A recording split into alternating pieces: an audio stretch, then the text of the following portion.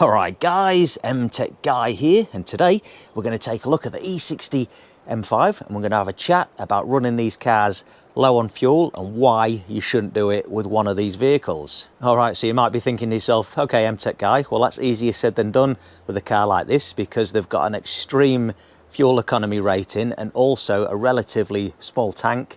For a car like this, I think it's about 70 litre fuel tank. And my average fuel consumption, this being a Japanese car, the fuel economy readings in kilometres per litre, I get 4.6 kilometres per litre average. So the thing guzzles fuel, combined with the fact that it's a relatively small fuel tank for a car like this, so you can quite easily find yourself in a situation where you're running low on fuel. You're going to get that low fuel warning light pop up on the dashboard there.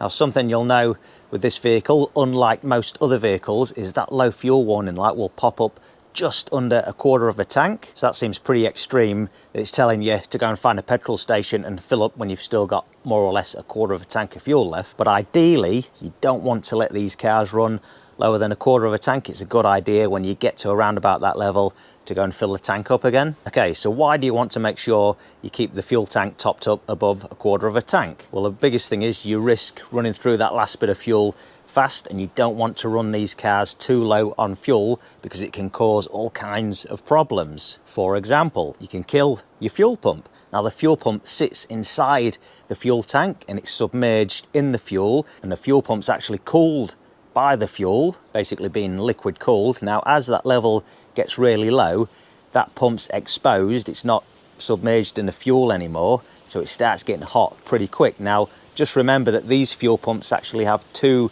motors inside of them, a low pressure and a high pressure side. So if you're really revving out the engine and it's running on that high pressure side, the high pressure motor, and you've got low fuel and it's no longer submerged by that fuel, it's going to get hot really quickly. And if you do this enough times, it'll just burn the motor out, and then you find yourself in a position where you've got to replace your fuel pump. And the other thing to keep in mind is that fuel pump draws from the bottom.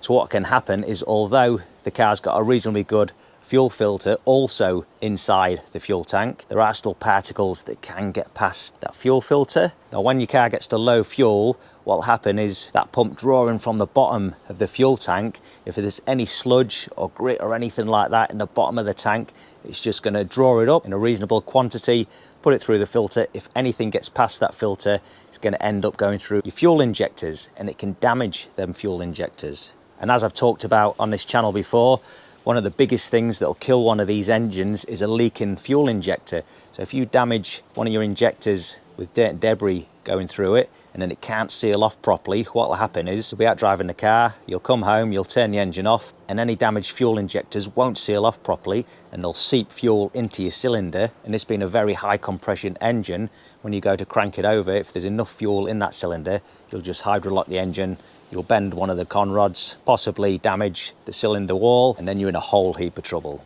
The other thing to keep in mind, although very unlikely, there is the potential for it to damage the catalytic converters also. If the pressure's coming through in bursts while that pump's scavenging from the bottom of the tank, that last bit of fuel, your fuel air mixture is going to go lean, it's going to confuse the engine computer, it's going to make it rich, and any unburnt fuel coming through can damage the catalytic converter. The other thing is the pistons in the engine are cooled by the fuel up to a certain extent also, so lack of fuel are going to heat things up much quicker, especially at high RPMs. So it's not worth the risk. There's too many things that can happen that are going to cost you a lot of money if they do go wrong. So what I do, I just make sure if it gets to about a quarter of a tank, just top it up again, keep it above a quarter. When I first got the car and I had the original fuel filter in there, which also incorporates the fuel level sender, I did run it lower than a quarter of a tank now and again, but what I found is it wasn't very linear, that reading. What had happened is I'd get the low fuel warning on the dash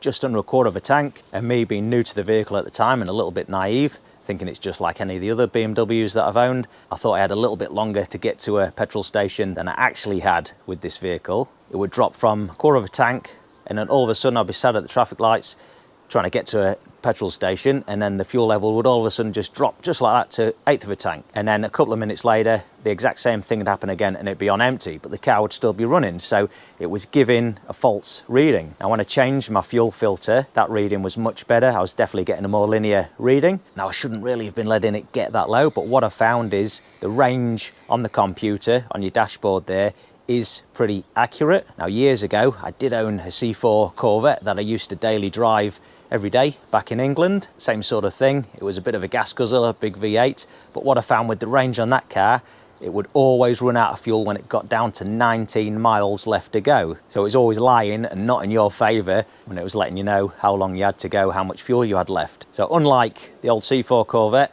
this thing is pretty truthful when it's giving you the range, but you really don't want to be letting it go less than 1/4 of a tank. Keep it filled up. Make sure you're looking after your car and your engine properly, because it's not worth the hassle. And as any of you owners of these cars know, you buy one of these cars, you're going to be best mates with your local petrol station. Anyhow, if you found the video interesting or useful, don't forget to give it a like, and make sure you go and check out the rest of my YouTube channel for more BMW E60 M5 content. Consider subscribing if that's your cup of tea. I'm MTech Guy. Thanks a lot for watching.